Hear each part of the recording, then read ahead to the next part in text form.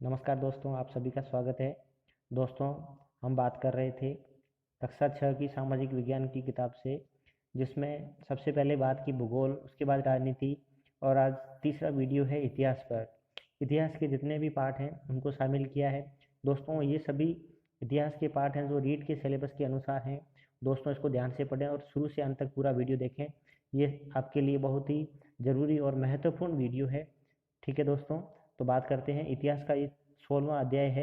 इतिहास का ये पहला है और इस पुस्तक का 16वां अध्याय है। दोस्तों, इस पुस्तक में जो मैटर लिखा हुआ है वो सभी इसमें शामिल किया गया है, इन नोट्स में शामिल किया गया है। इससे बाहर कुछ भी नहीं है। ठीक है, तो दोस्तों आप इसे पूरा देखें। तो पहला पार्ट है हमारा अतीत। देखो इसमें क्या है। पुरातात्विक स्रोत वे हैं जो पुराने हैं और पुरातत्ववेताओं द्वारा इकट्ठे किए गए हैं। उन्हें पुरातात्विक स्रोत कहते हैं।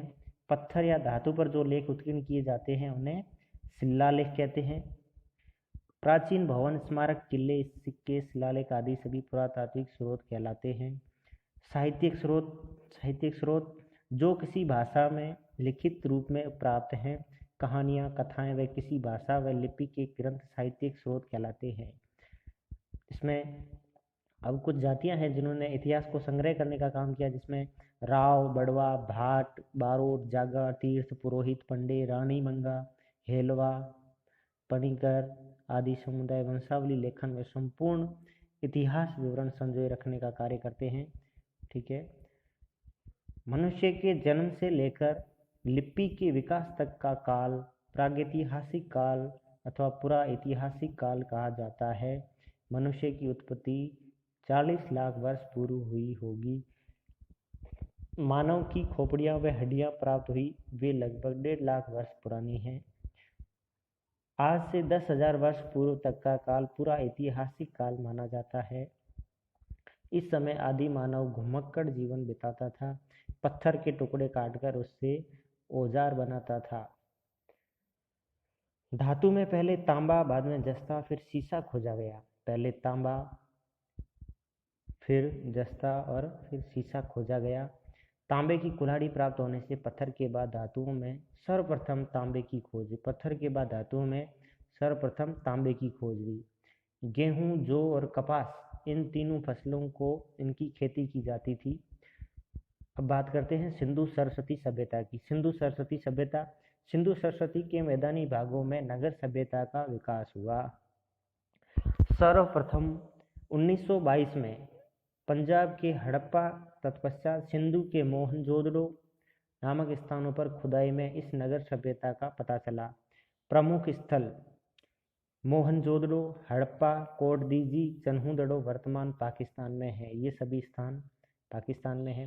भारत के पंजाब में चंडीगढ़ के पास रोपड़, गुजरात में लोथल, पंजाब में चंडीगढ़ के पास रोपड़, गुजरात में लोथल व धोलावीरा, राजस्थान के हनुमानगढ़ जिले में कालीबंगा सभ्यता। ठीक है, सिंधु सरस्वती सभ्यता का समय ईसा से 2500 वर्ष पूर्व और वर्तमान से 4500 वर्ष पूर्व है। वर्तमान से 4500 वर्ष पूर्व, ईसा से 2500 वर्ष पूर्व। सरस्वती नदी के तट पर वेदों की रचना होने का प्रामाणिक विवरण प्राप्त हुआ है। वेदों की रचना, वैदिक संस्कृति का जन्म इसी नदी के किनारे पर हुआ। वैदिक संस्कृति का जन्म सरस्वती नदी के किनारे पर हुआ।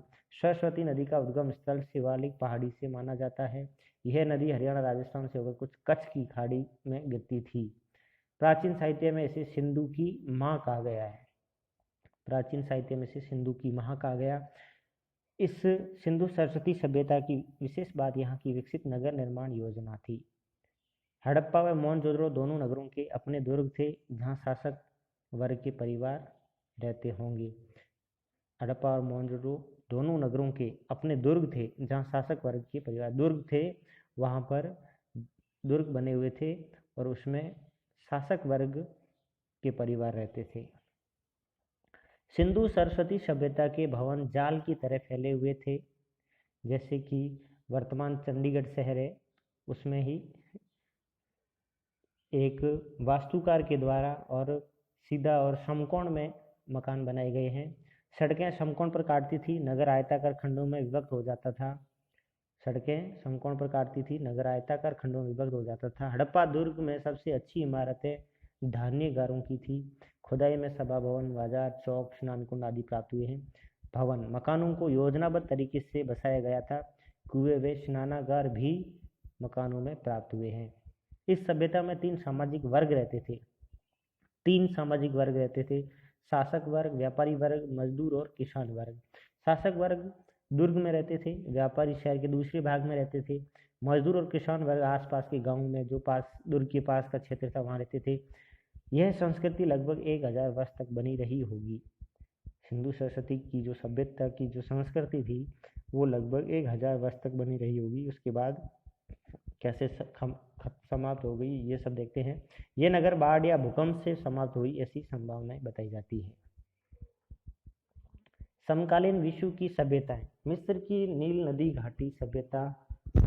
अफ्रीका, उत्तर पश्चिम मिस्र क्षेत्र, नील नदी के दोनों किनारों पर ये सभ्यताएं विकसित हुई। मेसोपोटामिया की दजला फरात सभ्यता।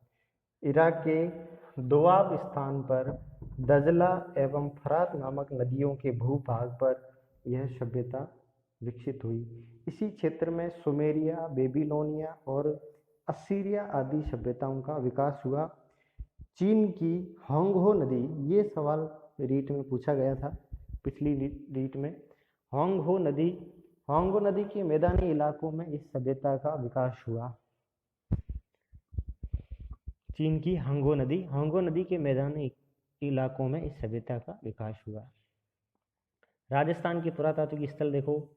सबसे पहले बात करते हैं कालीबंगा की। कालीबंगा हनुमानगढ़ जिले में 1961 में 2 टीलों की खुदाई में पूरा ऐतिहासिक काल के अवशेष प्राप्त हुए। यहाँ से 1961 में यहाँ पर खुदाई हुई जिसमें पूरा ऐतिहासिक काल के अवशेष प्राप्त हुए। वर्तमान घग्गर नदी के किनारों पर स्थित इन टीलों से खुदाई में जो सामग्री प्राप्त हुई वह हड़प्पा संस्कृति से मिलती जुलती है। घग्गर नदी के किनारे यहाँ पर जो खुदाई में जो सामग्री प्राप्त हुई वो सब हड़प्पा संस्कृति से मिलती जुलती है। इतना ही लिखा हुआ है, बाकी जैसे जैसे आप आगे बढ़ेंगे इससे ज़्यादा विवरण पढ़ने को मिलेगा। लेकिन ये कक्षा 6 की पुस्तक है, जितना इसमें लिखा था वो सब मैंने आपको नोट्स में शामिल किया है, आप चिंता न करें। उसके बाद आहट सभ्यता। उदयपुर से बेडस नदी के किनारे ताम्र नगरी के नाम से प्रसिद्ध बस्ती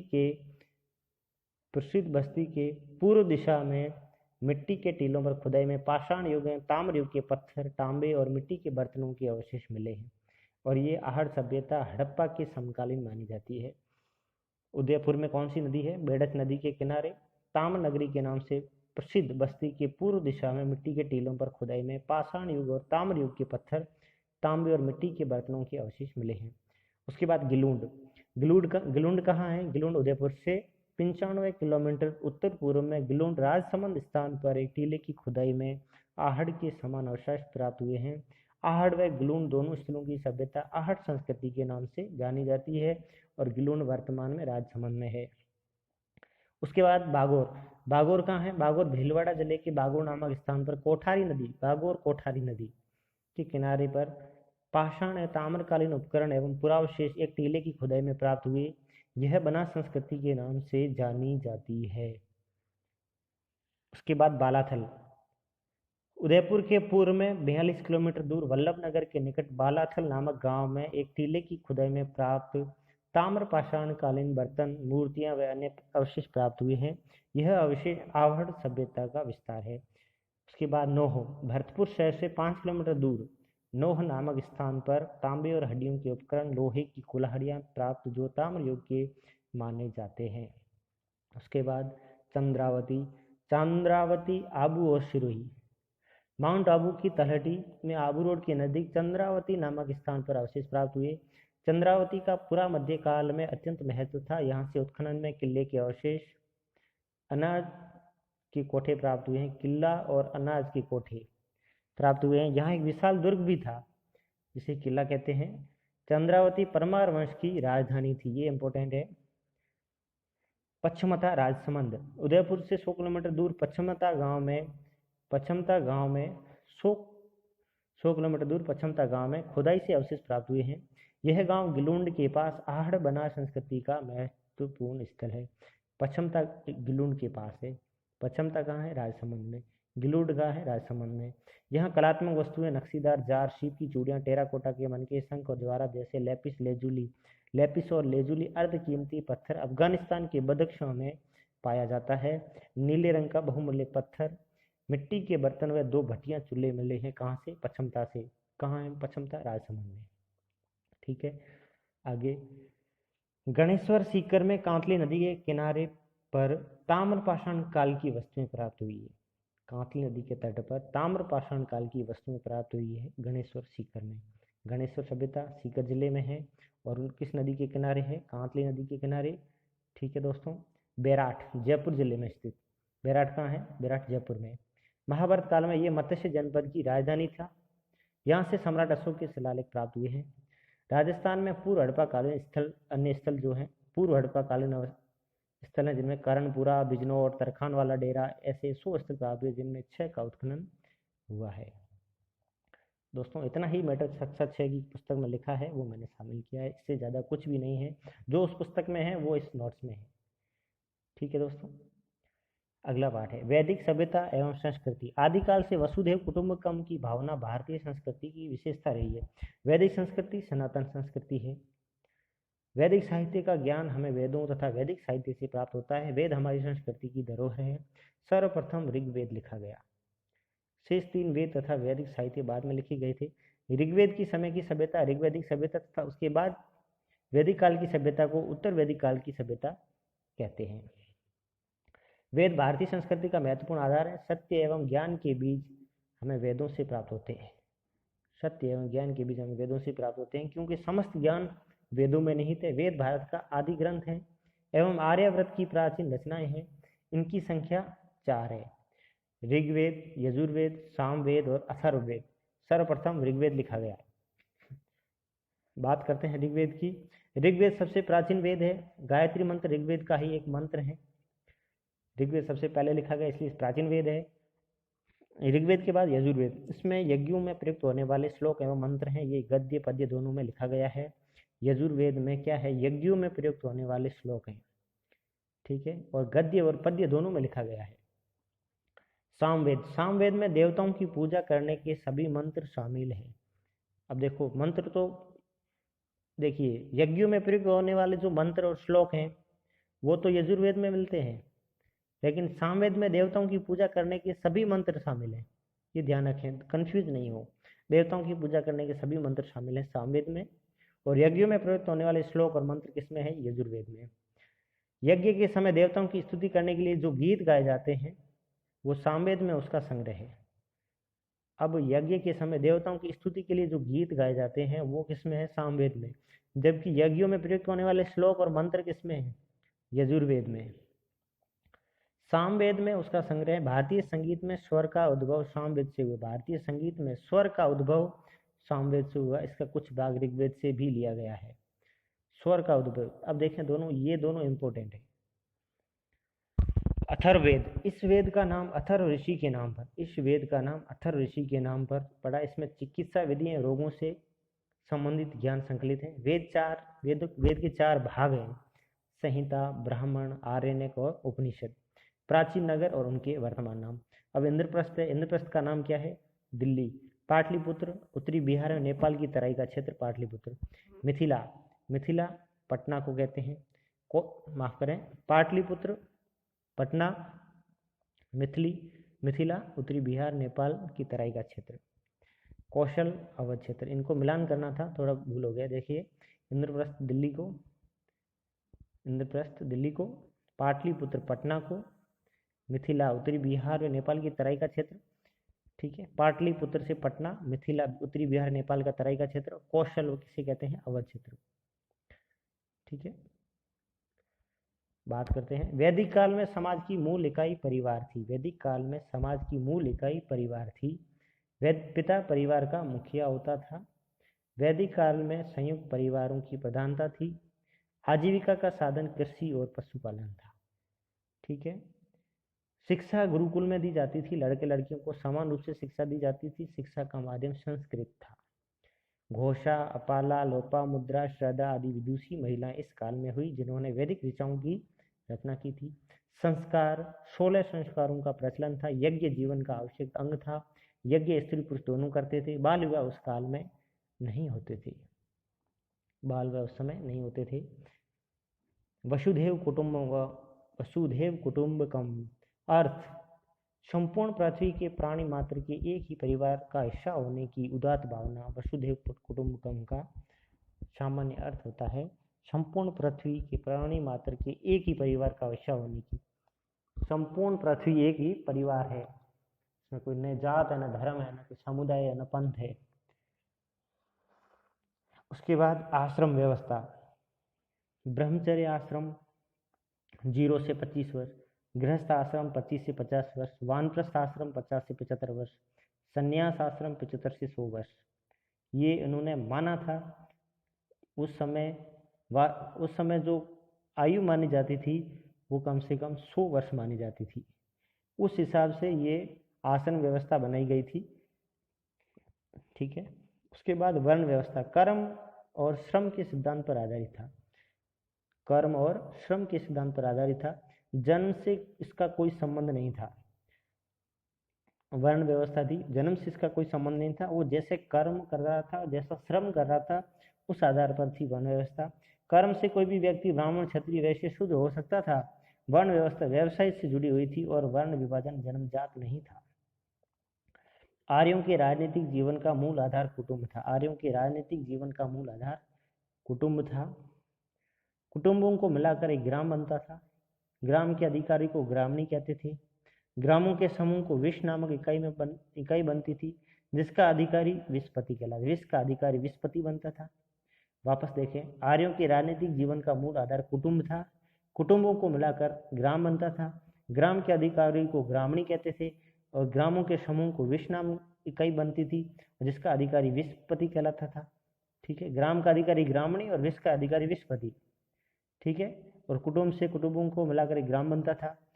और विषों के समूह से विषों के जो समूह था उसको जन नामक इकाई बनती थी, जिसके अधिकारी को शासक अथवा राजन कहा जाता था। राजन राज्य का सर्वोच्च अधिकारी था। आर्यों का मुख्य व्यवसाय कृषि था। मुख्य फसलें आर्यों की जौ, गेहूं और चावल थी। खेती का काम हल और बैल द्वारा करते थे। प्रत्येक गांव में 2 प्रकार की भूमि होती है, उर्वरा भूमि होती है, खिल्ले या बंजर भूमि होती थी। दूसरा मुख्य व्यवसाय उनका पशुपालन था। दूसरा उनका व्यवसाय था पशुपालन, और उनका मुख्य व्यवसाय जो था वो कृषि था। ठीक है। ये कृषि और ये पशुपालन।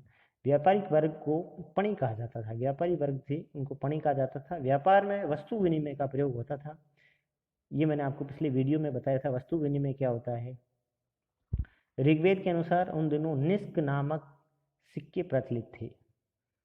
ठीक है। अब ऋग्वेद कालीन नदियां हैं और उनके प्राचीन नाम क्या है और उन्हें वर्तमान में क्या कहा जाता है। कुंभा को काबुल, कुर्मुदा को कुर्रम, गोमती को गोमल, सुवस्तु को स्वात, सिंधु को सिंध, वितस्ता को झेलम, अस्किनी चिनाब, परुषनी रावी, विपाशा व्यास, सतुद्री सतलज, द्वितीय सरस्वती को कहते हैं। ये प्रमुख महाजनपद हैं, इन पर बात करेंगे। महाजनपद का बहुत बड़ा टॉपिक है। देखिए, इसमें 16 महाजनपद हैं कुल।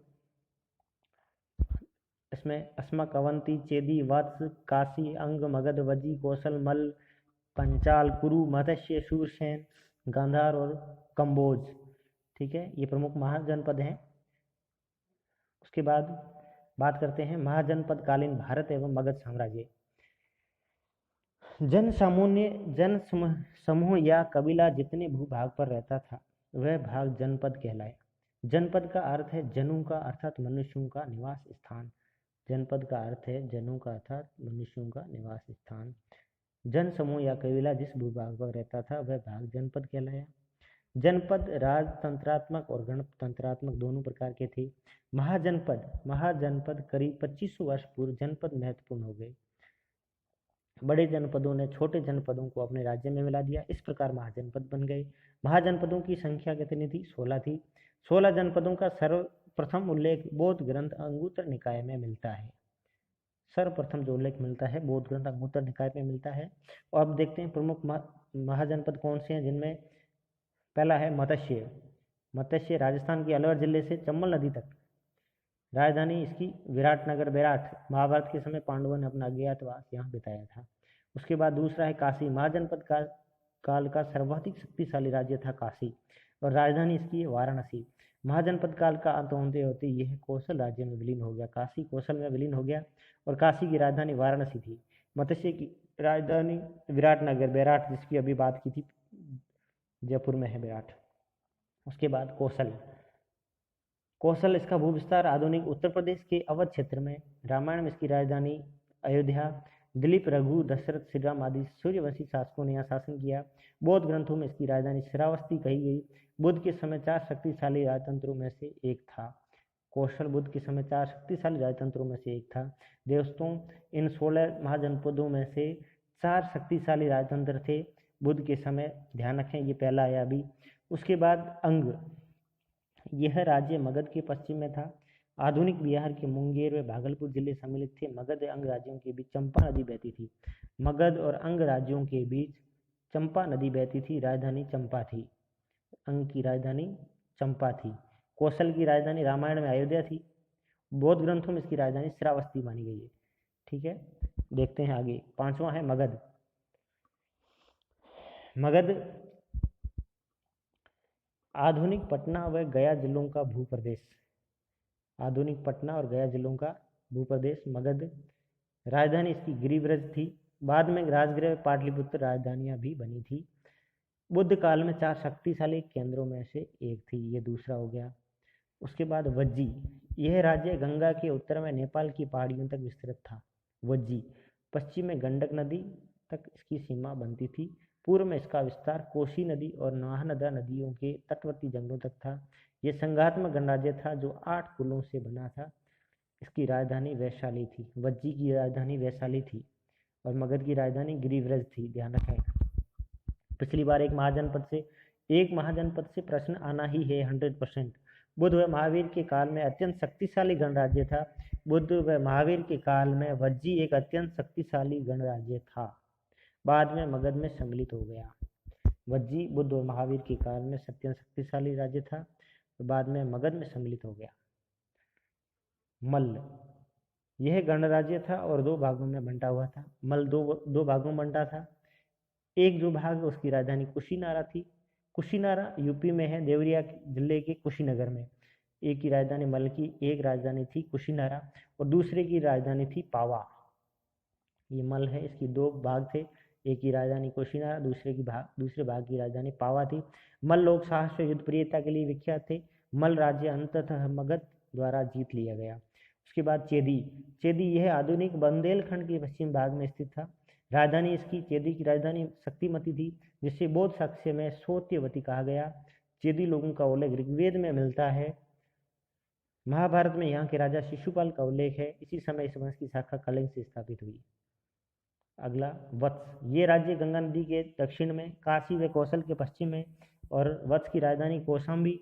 वत्स की राजधानी कौशाम्बी जो व्यापार का प्रसिद्ध केंद्र था। कौशाम्बी प्रयागराज इलाहाबाद से 48 किलोमीटर की दूरी पर है। बुद्ध के समय यहाँ का राजा उदयन था। यह बुद्ध के समय के 4 राजतंत्रों में से एक राज्य था। कुरु, आधुनिक दिल्ली के आसपास का क्षेत्र, राजधानी इंद्रप्रस्थ। यह महाभारत काल का प्रसिद्ध राज्य था। हस्तिनापुर इस राज्य की अन्य प्रसिद्ध नगर था। कुरु, हस्तिनापुर एक प्राचीन प्रसिद्ध नगर था और ये कुरु में आता था, और कुरु की राजधानी इंद्रप्रस्थ थी। ठीक है, अगला है पांचाल। पांचाल का विस्तार आधुनिक बदायूं और फर्रुखाबाद जिले में, रोहिलखंड और मध्य दोआब में था। 2 भाग थे इसकी, उत्तरी पांचाल और दक्षिणी पांचाल। उत्तरी पांचाल की राजधानी अहिछत्र थी। और दक्षिण पांचाल की राजधानी कांपिल्य थी। दक्षिण पांचाल की राजधानी कांपिल्य थी। यह गणतंत्रीय व्यवस्था कायम थी। उसके बाद 12वां है सूरसेन। सूरसेन की राजधानी मथुरा थी। महाभारत व पुराणों में यहाँ के राजवंशों को यदु या यादव कहा गया। इसी राजवंश की यादव शाखा से श्री कृष्ण उत्पन्न हुए थे। सूरसेन इसी राजवंश की यादव शाखा से श्री कृष्ण उत्पन्न हुए। उसके बाद 13वां है अस्मक। यह राज्य दक्षिण में गोदावरी नदी के तट पर स्थित था।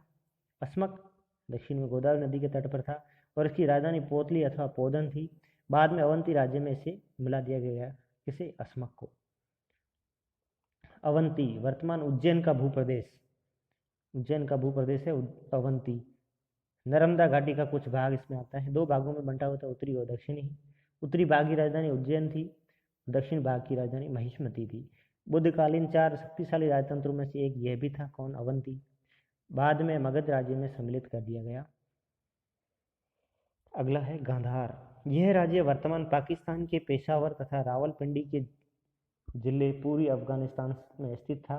इस राज्य में कश्मीर घाटी तथा प्राचीन तक्षशिला का भूप्रदेश भी आता था। इस राज्य में कश्मीर घाटी और प्राचीन तक्षशिला का भूप्रदेश भी आता था। गांधार पाकिस्तान, राजधानी तक्षशिला, तक्षशिला विश्वविद्यालय शिक्षा का प्रसिद्ध केंद्र था। ठीक है, ये गांधार राज्य में आता था, तक्षशिला विश्वविद्यालय।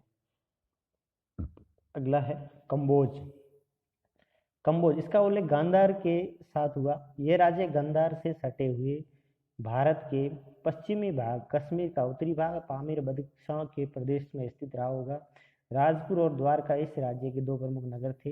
यह पहले राजतंत्र था और फिर गणतंत्र बन गया। ठीक है, अब राजा। महाजनपदों में राजा को क्या कहा जाता था, गणपति कहा जाता था। कुछ महाजनपदों में राजा भी कहते थे। मंत्रिपरिषद, शासन की सबसे महत्वपूर्ण इकाई मंत्रिपरिषद मानी जाती थी। यह परिषद गणपति को शासन चलाने में सलाह देती थी। परिषद वर्तमान लोकसभा के समान होती थी। परिषद के सदस्यों का चुनाव जनता करती थी। गंगा नदी एक महत्वपूर्ण व्यापारिक मार्ग थी। इससे समुद्र तक पहुंचना भी संभव था। उस समय समुद्र तक पहुंचने का जो रास्ता था, व्यापारिक मार्ग था, वो गंगा नदी के द्वारा था। और गंगा घाटी में लौह अयस्क मिलता था। मगध के विस्तार को साम्राज्य का दर्जा दिया जाता है। 6ठी शताब्दी ईस्वी पूर्व में भारत में 16 महाजनपद थे। मगध राजनीतिक, भौगोलिक, सामरिक दृष्टिकोण से महत्वपूर्ण था। मगध आधुनिक बिहार सबसे शक्तिशाली महाजनपद बन गया। मगध गंगा व सोन नदियों से घिरा हुआ था। गंगा और सोन नदियों से घिरा हुआ था। मगध के जंगलों में हाथियों को पकड़ा जाता था। हाथी सेना के महत्वपूर्ण अंग थे। मगध में लौह खनिज भंडार थे। मगध का प्रारंभिक राजधानी गिरिव्रज थी। राजगृह में पाटलिपुत्र महत्वपूर्ण स्थान थे। मगध के राजगृह 5 प्रमुख श्रृंखलाओं में घिरा हुआ था। पाटलिपुत्र गंगा और सोन से आवृत थी। ठीक है, मगध के प्रमुख शासक हर्यक वंश में बिंबिसार व अजातशत्रु, शिशुनाग वंश में शिशुनाग, नंद वंश में महापद्मनंद और घनानंद। बात करते हैं मौर्य और गुप्तकालीन भारत। मौर्य काल 4th शताब्दी ईसा पूर्व से 2य शताब्दी ईस्वी पूर्व तक। मौर्य काल 4th शताब्दी ईस्वी पूर्व से 2य शताब्दी ईस्वी पूर्व तक। इसमें चंद्रगुप्त, बिंदुसार, अशोक जैसे महान शासक हुए। मौर्य साम्राज्य की स्थापना में आचार्य चाणक्य का योगदान महत्वपूर्ण था। मौर्य साम्राज्य की स्थापना से पूर्व मगध पर नंद वंश के अंतिम शासक घनानंद का शासन था। अब बात करते हैं चाणक्य की। चाणक्य को विष्णुगुप्त कहते हैं। ठीक है, तक्षशिला विश्वविद्यालय के ये शिक्षक थे। उस समय मगध पर घनानंद का शासन था। एक बार घनानंद ने चाणक्य का अपमान कर दिया और चाणक्य ने घनानंद के अत्याचारों और कुशासन को समाप्त करने की प्रतिज्ञा ले ली और चाणक्य ने साधारण बालक चंद्रगुप्त को शिक्षा देकर मगध का शासक बना दिया और स्वयं प्रधानमंत्री बनकर अपनी प्रतिज्ञा पूर्ण की। चाणक्य अर्थशास्त्र और राजनीति शास्त्र के विद्वान थे। आचार्य चाणक्य ने अर्थशास्त्र नामक पुस्तक लिखी थी जो राजनीति पर है, अर्थशास्त्र पर नहीं है। चाणक्य चतुर राजनीतिज्ञ थे। उन्हें कौटिल्य नाम से भी जाना जाता है। इन्हें कौटिल्य, विष्णुगुप्त और चाणक्य 3 नामों से जाना जाता है। उसके बाद इन्होंने चंद्रगुप्त मौर्य 322 ईसा पूर्व में नंद वंश के शासक घनानंद को परास्त कर मगध का शासक बना था चंद्रगुप्त मौर्य। और चंद्रगुप्त ने सिकंदर के उत्तराधिकारी सेल्यूकस को परास्त कर सेल्यूकस ने चंद्रगुप्त को कंधार, काबुल और हेरात प्रदेश व बलूचिस्तान का कुछ भाग दिया था। और सेल्यूकस की पुत्री का विवाह चंद्रगुप्त मौर्य से हुआ। सेल्यूकस की पुत्री का नाम था हेलेना और उसका विवाह चंद्रगुप्त मौर्य से हुआ था। सेल्यूकस ने मेगस्थनीज को चंद्रगुप्त के दरबार में अपना राजदूत बनाकर भेजा था। सेल्यूकस ने मेगस्थनीज को चंद्रगुप्त के दरबार में अपना राजदूत बनाकर भेजा था। मेगस्थनीज ने इंडिका नामक पुस्तक लिखी जिसमें मौर्यकालीन शासन व्यवस्था की जानकारी प्राप्त होती है। चंद्रगुप्त ने अपने जीवन के अंतिम काल में अपने पुत्र बिंदुसार को राज्य सौंपकर जैन धर्म ग्रहण कर लिया। उसके बाद बिंदुसार बिंदुसार चंद्रगुप्त का उत्तराधिकारी। बिंदुसार को अमित्र घात के नाम से जाना जाता है। चाणक्य इनके दरबार में भी प्रधानमंत्री थे। चाणक्य बिंदुसार के दरबार में भी प्रधानमंत्री था। बिंदुसार ने 272 ईसा पूर्व तक शासन किया। बिंदुसार की मृत्यु के बाद अशोक ने मौर्य साम्राज्य को संभाला। जब अशोक ने साम्राज्य संभाला तब अशोक का ये संपूर्ण भारत, ये अखंड भारत था उस समय। यहाँ देखिए म्यांमार, बर्मा, यहाँ से लेकर और ये ईरान, इराक तक, यहाँ तक ये पूरा अशोक का साम्राज्य था। यहाँ से लेकर ये पूरा अशोक का साम्राज्य था। ठीक है, आप देख सकते हैं उस समय कितना बड़ा साम्राज्य था अशोक का। बात करते हैं अशोक महान की। अशोक बिंदुसार के शासन में प्रांतीय उपरत्या प्रशासक था। अशोक बिंदुसार के समय एक प्रांत को संभालता था और मौर्य साम्राज्य के इतिहास में सर्वाधिक अभिलेखीय प्रमाण सम्राट अशोक के काल से प्राप्त होते हैं। अभिलेखों में उसका नाम देवानाम प्रियदर्शी राजा एवं अशोक लिखा मिलता है। अशोक 269 ईस्वी पूर्व में मौर्य सम्राट बना था।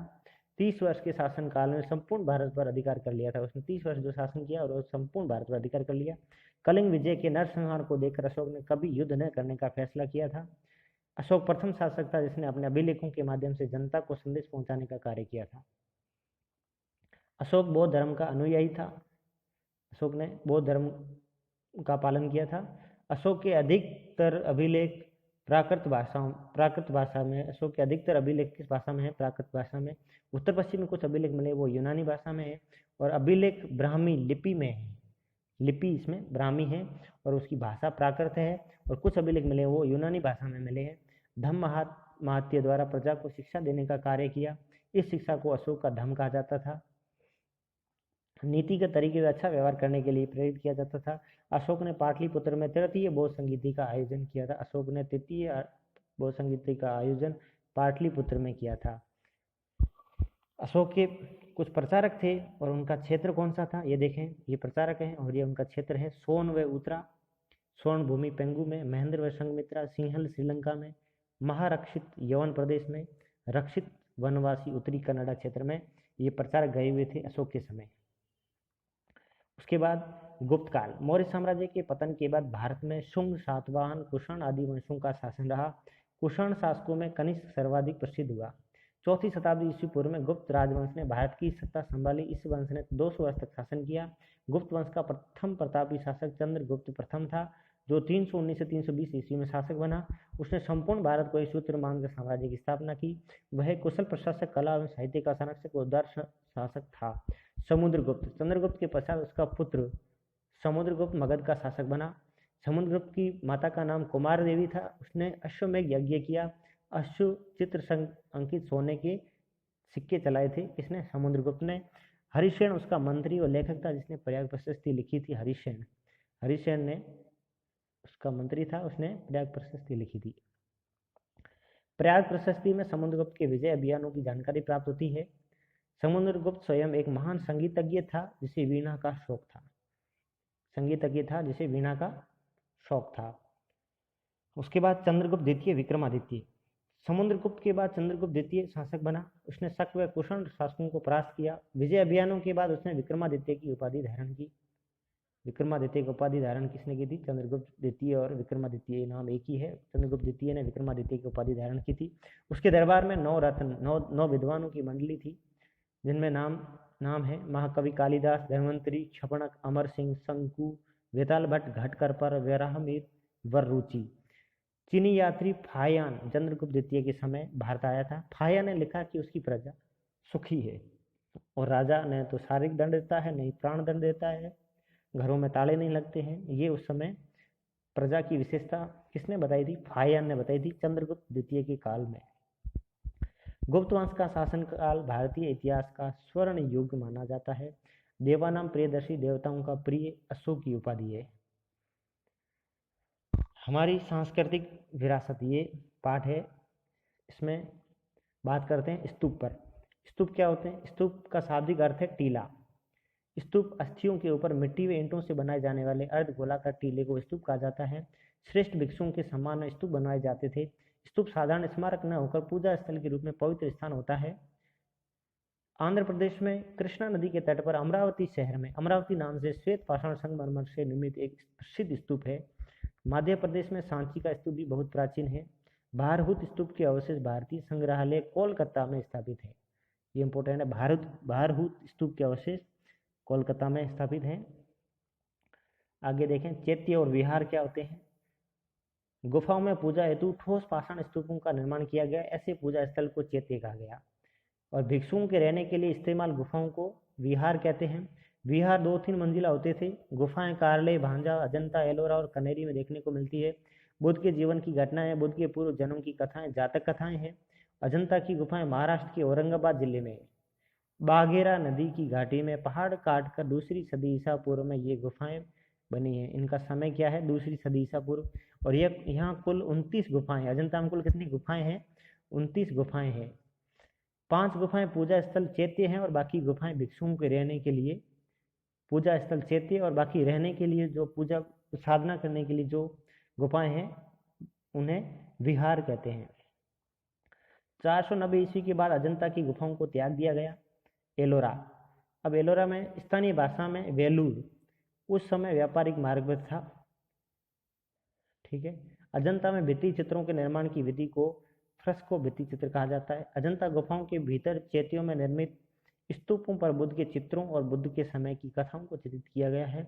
रिक्त स्थानों पर पुष्पीय अलंकरण अथवा पशु पक्षियों की आकृतियों से सजाया गया। जैसे कोई मूर्ति बनी है, जैसे ये मूर्ति बनी है और जैसे ये बुद्ध की सोए हुए की मूर्ति है और उसके बीच में ये जो भाग है यहाँ ये सब खाली पड़ा है, तो उन्होंने क्या किया, यहाँ पे ऐसे करके और ऐसे बना दिया और इसमें बीच में ये सब पशु पक्षियों के और पशुओं के और पुष्पों के फूलों की ऐसी आकृतियां बना दी।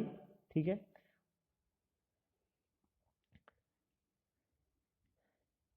और रिक्त स्थानों पर पुष्पीय अलंकरण अथवा पशु पक्षियों आकृतियों को सजाया गया। हिंदुस्तान में मूर्तिकला के निर्माण का आरंभ सिंधु सरस्वती सभ्यता से प्राप्त मृण शिल्पों एवं धातु और पाषाण निर्मित प्रतिमाओं से होता है।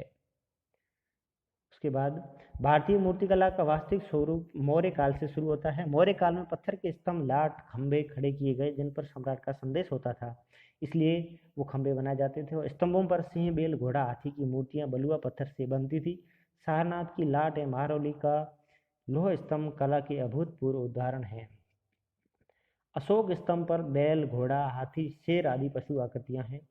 अशोक का जो सारनाथ का स्तूप है उसमें बैल, घोड़ा, हाथी आदि आकृतियां हैं।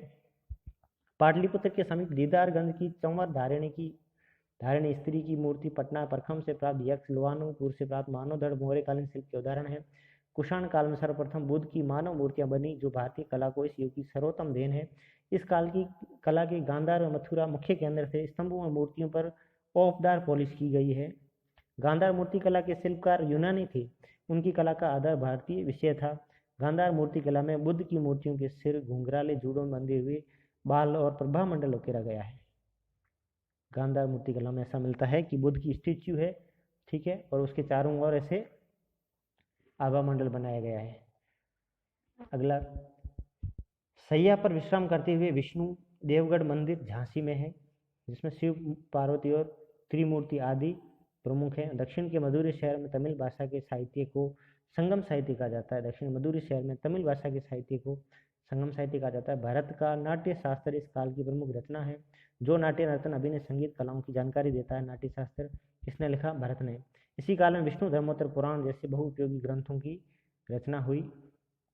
देखें, साहित्यकार हैं, उनकी रचनाएं कौन सी है, जिसमें देखें विष्णु शर्मा ने पंचतंत्र, कालिदास ने अभिज्ञान शाकुंतलम, मेघदूत, ऋतुसंहार, कुंभार संभव, शुद्रक ने मृच्छकटिकम, अमरकोश ने अमरकोश, माफ करें अमर सिंह ने अमरकोश, सम्राट हर्ष ने रत्नावली, नागानंद प्रियदर्शिका, बाण भट्ट ने हर्ष चरित्र, इलांगर आदिगल ने शिल्पादिक्रम तमिल भाषा में लिखा, शीतले सतनार ने मणिमेखलई तमिल भाषा में लिखा।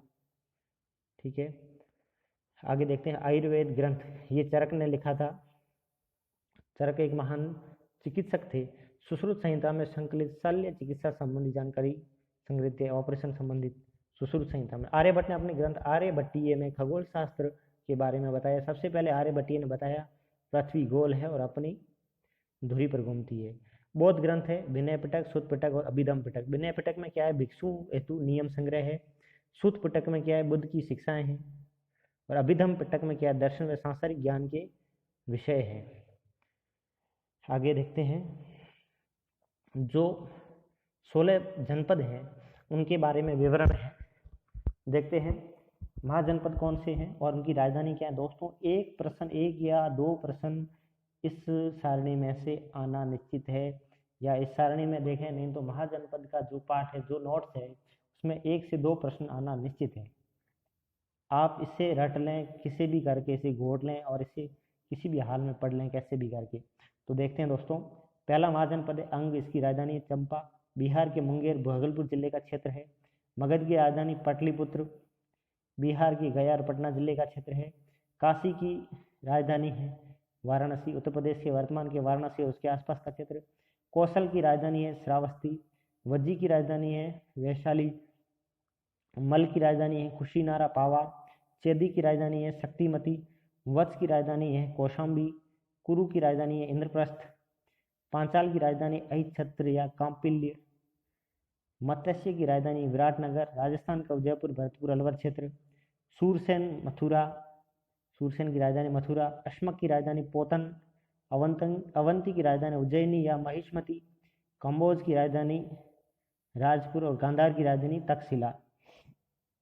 अब इसमें जो कुछ महत्वपूर्ण है, जैसे मत्स्य है राजस्थान में, तो रीट की तैयारी के लिए आप देख सकते हैं। वैसे ये सभी 16 के 16 महत्वपूर्ण हैं।